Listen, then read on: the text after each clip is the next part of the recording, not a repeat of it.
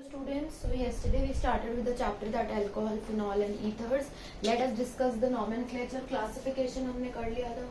Nomenclature का मतलब होता है names, किस अकॉर्डिंग इनके नेम्स होते हैं. तो let us talk about phenols first कि नाम क्या होता है, कैसे किस हिसाब से होता है. तो अगर बेंजीन रिंग पे सिंपली OH लगा हो तो उसको कहते हैं फिनॉल. अगर ऐसा कुछ लगा हो कि CH3 ग्रुप लगा है, साथ में ऑर्थो पोजीशन पे OH ग्रुप लगा है, इसको आप क्या बोलेंगे, orthocresol. These are some of the famous names जो बहुत ज्यादा यूज आते हैं.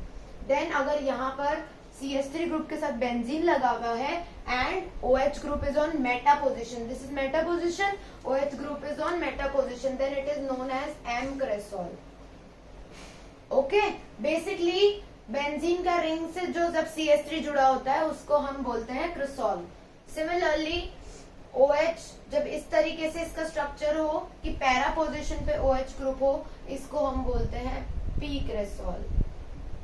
ओके, नाउ एक और फेमस चीज, अगर ऐसा एक तो नॉर्मल पोजीशन पे OH ग्रुप है, एक है ऑर्थो पोजीशन पे, तो इसका कॉमन नेम है कैटेकॉल, या आप 1,2 डाई ऑल भी बोल सकते हैं. ठीक है, लेकिन कॉमन नेम की हम बात कर रहे हैं तो कैटेकॉल. इसका नाम रिसोर्सिनॉल. नेम ऑफ दिस, अगर और ये 1 नंबर पे और पैरा पे हो तो 1 और 4 पे हो तो इसका नाम है quinol. These are the common names जो आपको याद करने हैं. ये तो याद होने ही चाहिए, बाकी इजी आते हैं जो लिख हम सकते हैं बहुत इजीली.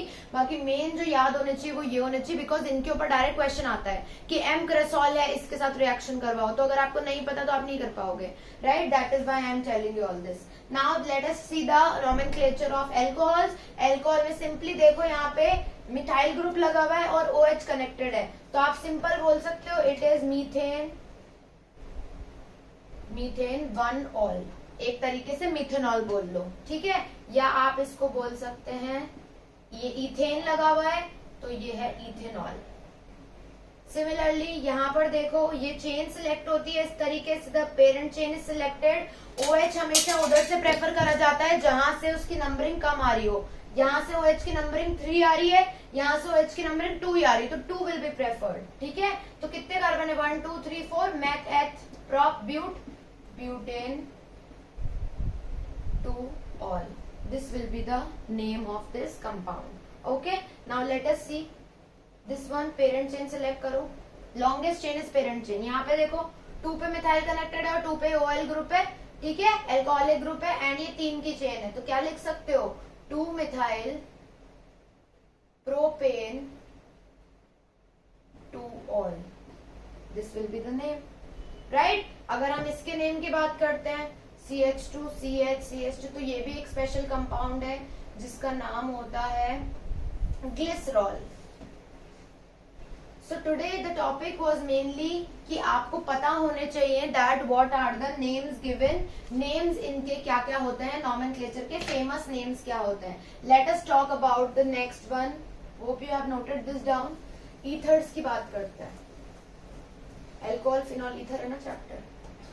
तो ईथर में जब मैंने बात करी थी येस्टरडे, आई टोल्ड यू कि ईथर में क्या होता है, सिमेट्रिकल और अनसिमेट्रिकल होता है, राइट. या तो दोनों तरफ, ऑक्सीजन के दोनों तरफ सेम मॉलिक्यूल अटैच होंगे या फिर डिफरेंट अटैच होंगे, राइट. अगर सेम अटैच है उसको बोलेंगे symmetrical. If it is attach differently then it is known as asymmetrical. तो लेट्स सपोज अगर ऐसा कनेक्टेड है CH3O CH3, ठीक है, तो आप इसको क्या बोल सकते हैं, इसको 2 मिथाइल ग्रुप है ना, तो इसको बोल दो डाई मिथाइल ईथर. ईथर बस एंड में लगाना है.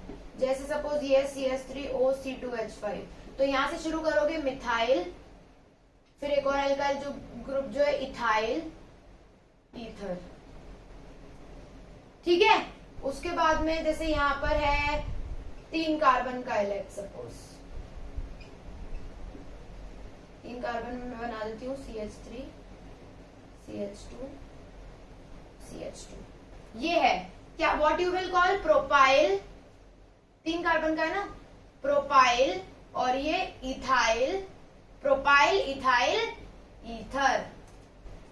पहले इसका नाम फिर इसका नाम, और फिर ये बताना है कि ये ईथर है। ठीक है, कोई सा भी कंपाउंड लोगे तो इसी तरीके से आप रिप्रेजेंट कर सकते हैं ईथर को। So now today you have very well learn कि कैसे आप नॉमेनक्लेचर लिख सकते हैं अल्कोहल, फिनॉल, ईथर तीनों का। Thank you for watching the video, like the video.